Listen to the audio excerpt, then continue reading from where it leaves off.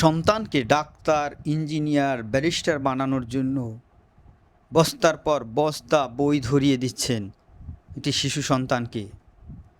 তাকে খেলার সুযোগ দিচ্ছেন না, তাকে টিভি দেখার সুযোগ দিচ্ছেন না। তারপর এই কোচিং সেই কোচিং, এখন বের হয়েছে abacus coaching, programming coaching, coding coaching. এসব করতে করতে আপনার সন্তানের মস্তিষ্ক বিকৃত হয়ে যেতে পারে। দেখুন, জীবনে দেখেছি অনেক ছেলে মেয়ে ক্লাস 5-এ ক্লাসে ফার্স্ট ছিল, স্কলারশিপ পেয়েছে, এসএসসিতে বোর্ড স্ট্যান্ড করেছে, কিন্তু এইচএসসিতে গিয়ে ফেল করেছে অথবা খারাপ রেজাল্ট করেছে, অথবা ইউনিভার্সিটিতে গিয়ে ভালো কিছু করতে পারেনি। এর কারণ কি? এর কারণ সেই ছেলে সারাদিন শুধু পড়ার মধ্যে থেকেছে, পড়ালেখার মধ্যে থাকতে থাকতে তার জীবন বিপদগ্রস্ত হয়ে পড়েছে, তার জীবন বিপন্ন হয়ে পড়েছে। তার আর পড়ালেখা করতে ইচ্ছে করে না, বই দেখলেই তার মাথা ব্যথা করে। এই যে একঘেয়েমিটা, এই একঘেয়েমিতার কারণেই ইউনিভার্সিটিতে গিয়ে অথবা এসএসসিতে গিয়ে সে আর অতটা পড়ালেখা করে না বা করতে পারে না, অথবা যখন সে মা বাবার শাসনের বাইরে চলে যায়, স্বাধীন হয়ে যায়, তখন আর সে পড়ালেখা করে না। তাই আপনার সন্তানকে পড়ালেখার জন্য এত চাপাচাপি করবেন না। পড়ালেখাটা শুরু হয় 8ম শ্রেণী থেকে, 9ম শ্রেণী থেকে, কারো কারো জীবনে এইচএসসি ফার্স্ট ইয়ার থেকে। যখন সে একটু ম্যাচিউরড হয়, যখন সে বুঝতে শেখে, তখন তার পড়ালেখার প্রতি আগ্রহ সৃষ্টি হয়।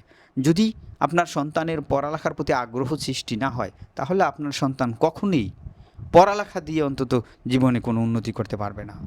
পড়ালেখা দিয়ে উন্নতি করতে হলে, সারা জীবন ভালো রেজাল্ট করতে হলে আপনার সন্তানকে আগ্রহ নিয়ে পড়তে হবে।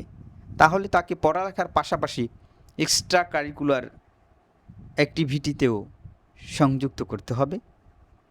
তার মানসিক বিকাশের জন্য তার সহপাঠীদের সাথে আড্ডা দেওয়ার সুযোগ দিতে হবে, বন্ধুবান্ধবদের সাথে খেলার সুযোগ দিতে হবে।